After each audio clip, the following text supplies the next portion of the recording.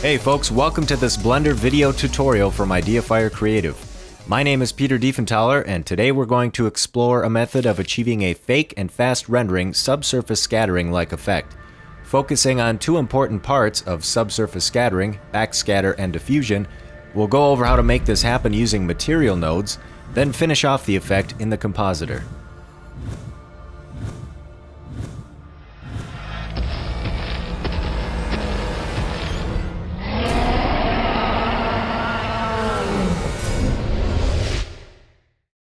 So I've got Blender open with our bear dragon model, and I've gone ahead and decimated it to a workable resolution. And I've also added a multi-res modifier that's storing all of the high resolution details. And what's great about that is that we can shut this off and have it only enable for render time. Another thing that can help us visualize what we're doing is in the properties shelf. Under shading, we can change it from the default multi-texture to GLSL. And if we hit Alt-Z, we can actually see that shading. And I've also parented a spot lamp to an empty, and then keyframe the rotation on the empty 360 degrees, just so we can see how the lighting is interacting with our effect. I also have two hemi-lights that just fill in the shadows a bit.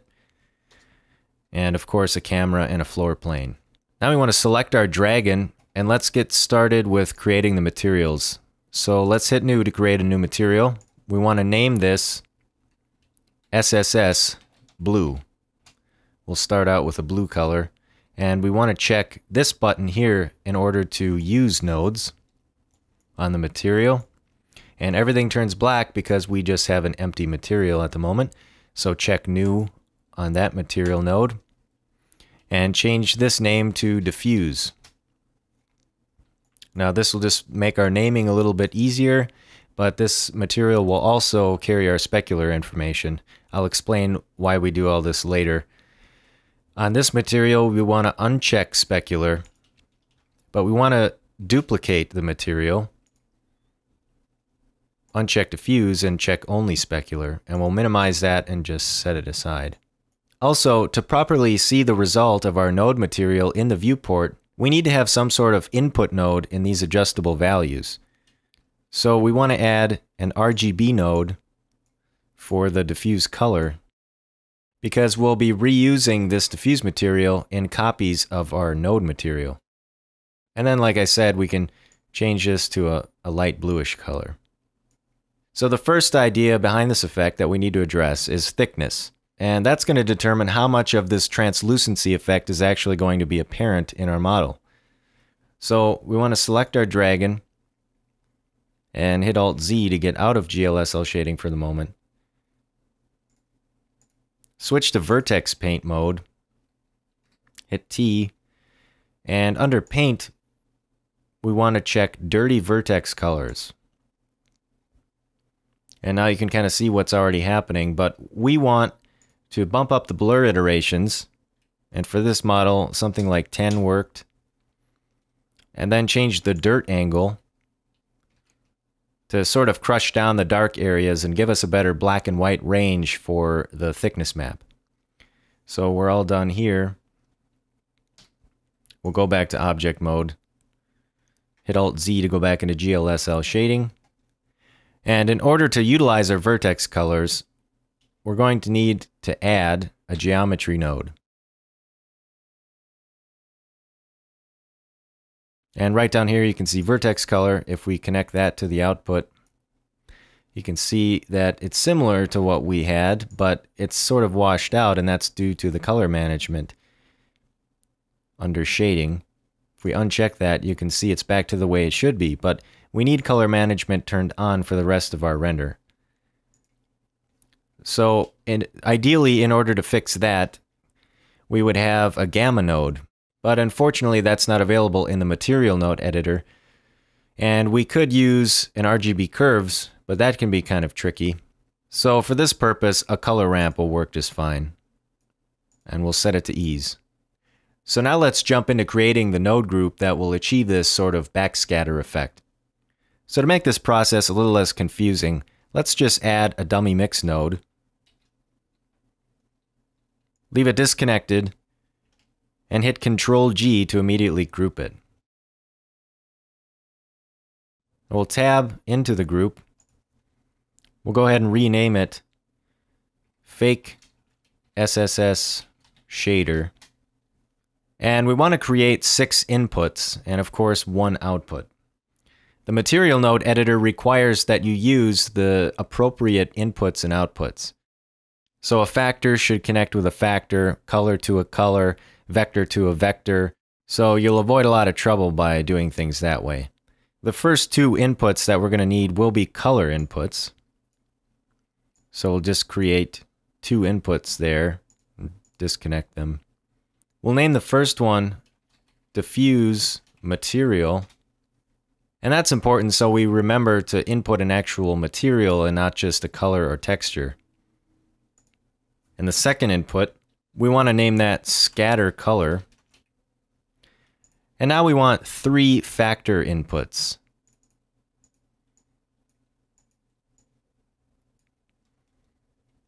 And these will just be numerical values. So this one we want to name scatter amount. The next one, edge amount.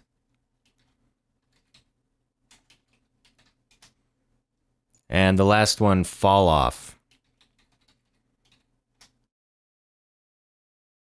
And finally, we want to have one more color input at the end. And we'll name this thickness. Now we can delete that dummy mix node, tab out of the group, and connect what we have available into these inputs. So we have our diffuse material. We'll plug that into the diffuse material. And we have our thickness. We'll plug that into the thickness. Also, we can just duplicate this RGB node and input that to the scatter color. And then maybe just brighten that up.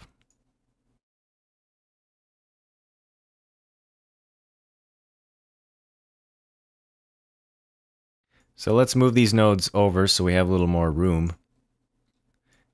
We'll hit tab to re-enter the group. And the first thing we want to take care of is this fall-off adjustment. And that's sort of just going to determine our contrast range of our thickness map. So we'll first add an RGB curves. And we want to connect our thickness map. We'll go ahead and create an output right away. And connect that to the material output. And you can see our thickness map is there. Now we want to grab the gamma and just crush that down to something like that.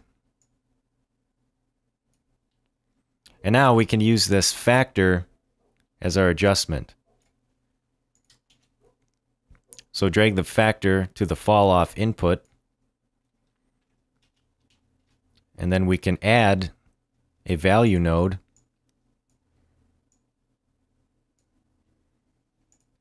And at 1, it's the full effect of the RGB curves. And at 0, it's no effect of the RGB curves.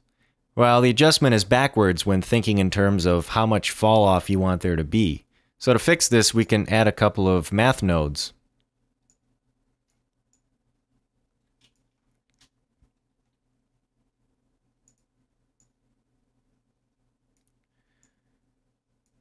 We want to set the operation to multiply and change the second value to negative 0.01.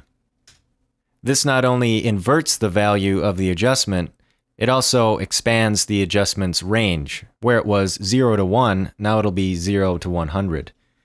But we need to add one more math node, set the operation to add, and add 1. Now you can see that it's behaving properly. At a value of 0, it actually is the full effect of the RGB curves. Value of 100, it's no effect. So while we're here, let's just make some value nodes for the other inputs.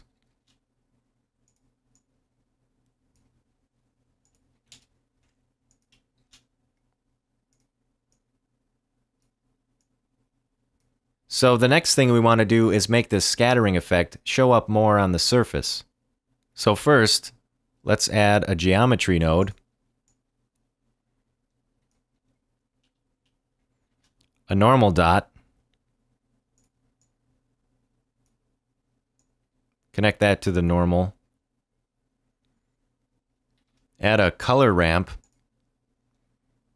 set it to B-spline, and drag the black to about the middle. Flip the white around to invert it. We'll connect the dot to the color ramp, and then we'll just connect this color to the output so we can see what's happening. And you get a nice smooth edge fall off by using this B-spline color ramp.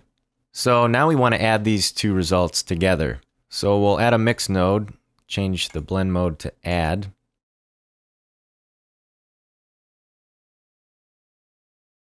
And we want this new edge effect to add over our vertex colors. And we want the value to be at 1. Now, instead of connecting this factor straight over to the scatter amount, we want to instead use math nodes. Since a color ramp is a converter, and it converts from a value of 0, which is black, all the way to 1, which is white, we're not able to add beyond a value of 1. So we want to use math nodes to multiply that factor.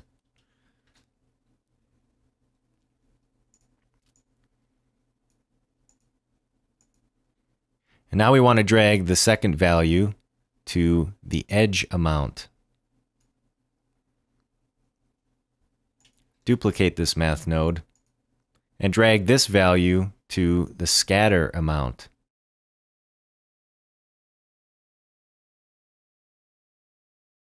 Maybe we'll just leave it at 0.5 for now. The next thing we want to do is colorize this mix. So we'll duplicate this mix node and drop it in. Change the blend mode to color. The value needs to be at 1. And then drag color 2 to the scatter color input. And now you can see it applied our scatter color here. So you can see our dragon is sort of starting to look translucent, but currently it's still shadeless. So in order to make this react to lighting, we want to use it as a color input of another material. So we'll add another material, but this time use an extended material. Drop that in. Create a new material and name it Scatter. Shut off specular and check invert normals. Now you can immediately see that this looks a little bit strange. Naturally, the inside of a mesh would be completely shadowed, and since we inverted the normals, that's all we're seeing now on the outside is the shadow. So we want to make sure to uncheck receive or this effect won't work. And then we want to add this result to our diffuse material. So with a mix node set to add, drag in our diffuse material to the first slot, make sure that our scatter material is in the second slot, and we want to set the value to 1. Before we finish the material off, we need to take a look at our ambient occlusion settings.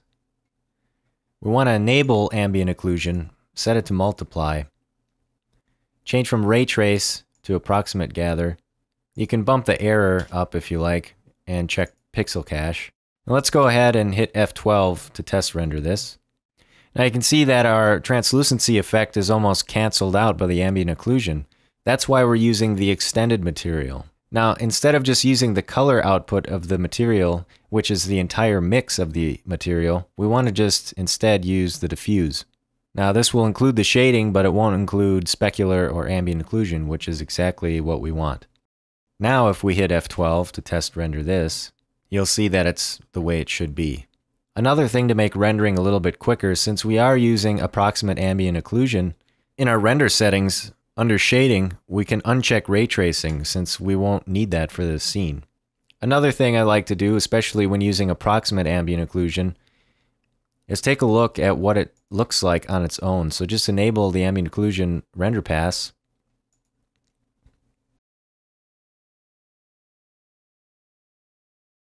And you can see that some of these areas are way over occluded. And rather than jumping right over to correction, instead check fall off. And I found that setting this to 20 seemed to give a good result. And you can see that's much better. Now we can go ahead and just disable that render pass. So just to show this off a little bit better, let's duplicate our dragon. We'll rotate him 180 degrees. Maybe move him forward a little bit. Move this one back some.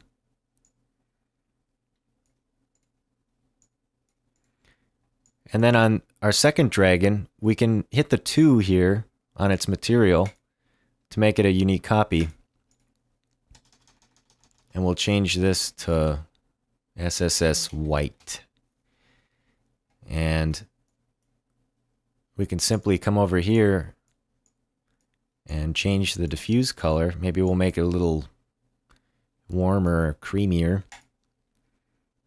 And Control C to copy that, Control V to paste it, and then we'll just make this sort of a warmer scatter color. So when we move on to compositing, we're going to want each dragon to have their own mask. So if we select the blue dragon, and under the object settings, we're going to use an object index. So change this pass index to 1, and then select our white dragon and set that index to 2. Now we're ready to take this effect to the next stage, which is in the compositor. And this is the effect we have going on so far. It doesn't look super realistic right now, but we're going to get there. Now we want to make sure to check Use Nodes. And if we take a look up in our render layer, we want to make sure also to check All Z. And that'll just make sure that if anything is intersecting with this floor plane, anything below it will be properly occluded by the floor. And we want to put the floor plane on its own render layer. So we'll create a new render layer. We'll name it Floor. And we want to enable only the floor on this layer and the lights, which is on that layer. On our original render layer, we want to disable the floor. And now we need to enable a few render passes. So for our purposes, we're going to need a normal, an object index pass, and a specular pass. So let's go ahead and render one more time. So now you can see that we no longer have our floor plane. But another thing that we want to do is under shading, we want to change the alpha from sky to straight alpha. We'll render again. So just like we did with our node material, let's get our node group set up for compositing. So we'll again add a dummy mix node. Hit Control G to group it right away. We'll enter the group and we'll name the group Fast Diffusion. Now, unlike with material nodes, in compositing, I found that it doesn't seem to matter what sort of inputs that you use. So let's just add 9 inputs using the factor here.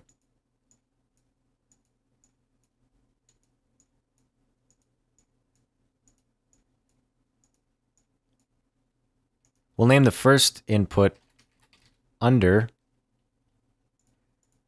We'll name the second one Original. The next Blurred.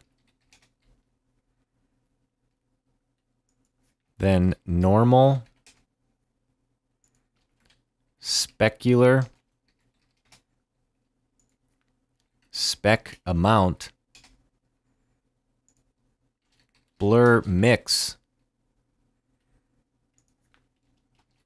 Edge Amount. And ID Mask.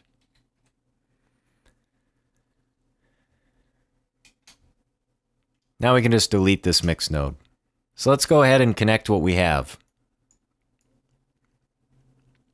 Give ourselves a little bit more room.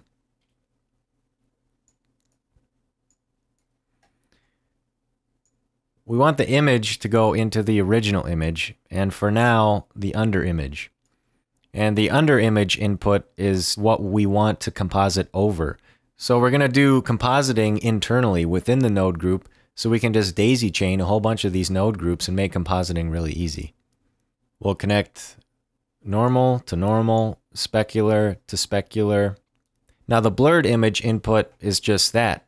We'll be using a bilateral blur to blur our image. Connect that to the image, connect it to the blurred input. And let's just connect this to the composite so we can see what's happening. We want to take the color sigma all the way down to the minimum value and connect the Z as the determinator. Now if we bump this up to 20 iterations, you can see what that's doing. And maybe we want 30 just to see this better. Now you can see that it's applying that blur based on the depth, and the result that it produces appears to be diffusion or scattering of the diffused reflection, which is what we want. Now if we go back into the group, we want to add a filter, leave it on soften, and bring in the blurred image, and then we'll create an output.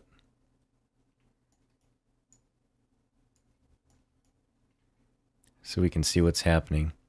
Now the soften filter is just to get rid of some of these jaggies that we get from the Z-pass. And next, we want to be able to adjust how much of the blurred image is mixed with the original image. So we'll simply add a color mix node and drop it in, and then mix the original in the first slot and have the blurred image in the second slot. So the blurred image is mixing over the original image. And we want to drag the factor to the blur mix. Now I named it blur mix because it's only mixing the two images together. The actual blur amount is adjusted in the iterations of the bilateral blur node. And now, much like in the material, we want to emphasize the edges. So we'll add a normal dot, connect the normal to it. We want a color ramp set to B-spline, black in the middle, flip the white around to invert it, connect the dot to that, and then of course a math node set to multiply.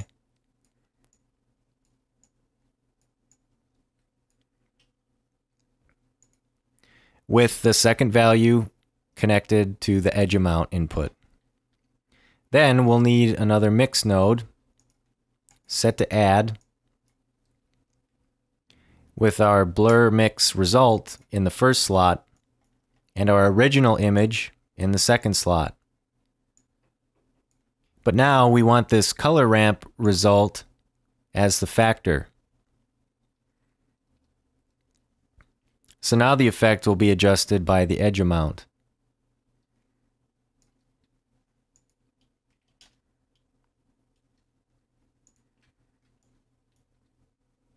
And what's really going to bring this effect together is by adding in our specular.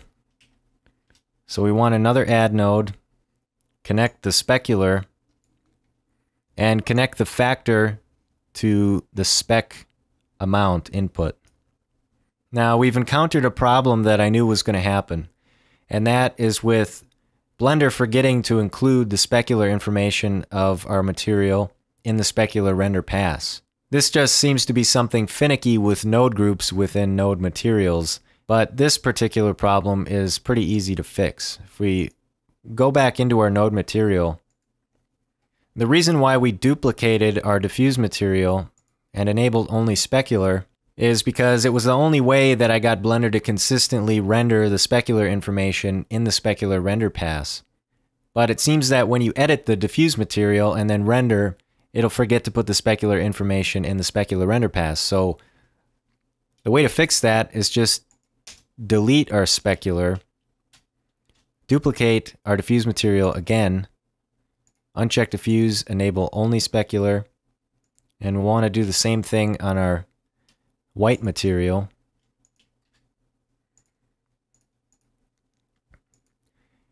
And now, if we render again, there our specular is. And we want to make a couple adjustments to our specular settings. So with our diffuse material selected, we'll change the intensity to 0.3, and blend seems to give a better specular result. Change the hardness to something like 30. And we'll see if this renders properly again. Now it did render properly on the blue dragon. If we turn the specular value up, you can see that. However, it didn't render properly on the white dragon. It seems that since we physically made changes to the diffuse material within the SSS white node material, that's making Blender forget to include the specular information in the specular render pass. So we'll go back and delete our specular, duplicate the diffuse again, enable only specular, and now if we render, we should get the specular on everything. And we do. So it's a pretty easy fix, it's just sort of annoying. And we'll bring the specular amount down to 2. Now we have one more thing to do within this node group, and that's to composite the result over the underimage. Now rather than using an alpha over node to composite this, we want to use a mix node. And we want this result to composite over our underimage. And we want to use the ID mask as the factor. Now right now we have nothing specified as the ID mask, so we're seeing the effect applied to everything. So we'll insert an ID mask node, connect the index object, and connect the alpha to the ID mask input on the node group. And our blue dragon was on index 1. We want to check smooth mask. And now you can see that the effect is only applied to the blue dragon and nothing else in the scene. So we can simply hit box select and select this whole setup here. Shift-E, drag it up. So rather than using the original image as the underimage here, we'll disconnect that and we'll drag this result into the underimage. And it's not going to do anything yet until we switch this index to 2.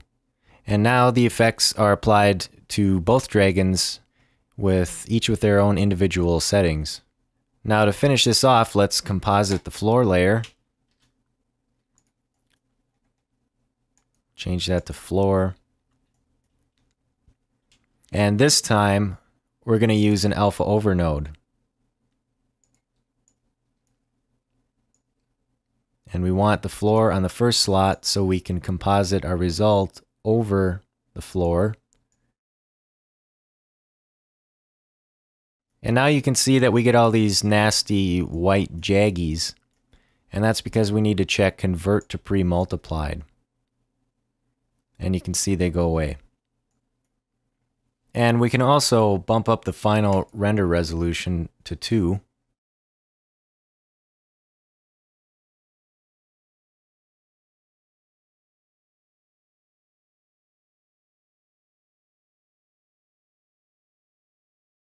And there you have it. I think the final result looks pretty good. The method may not be an accurate or realistic solution, and it's definitely not perfect, but it renders fast and it's quick to set up for future projects.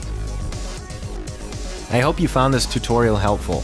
If you didn't follow along and create your own reusable node groups, then head over to ideafirecreative.com and download the project file. Again, this is Peter Diefenthaler for Ideafire Creative. Thank you for watching, and make sure to tune in next time.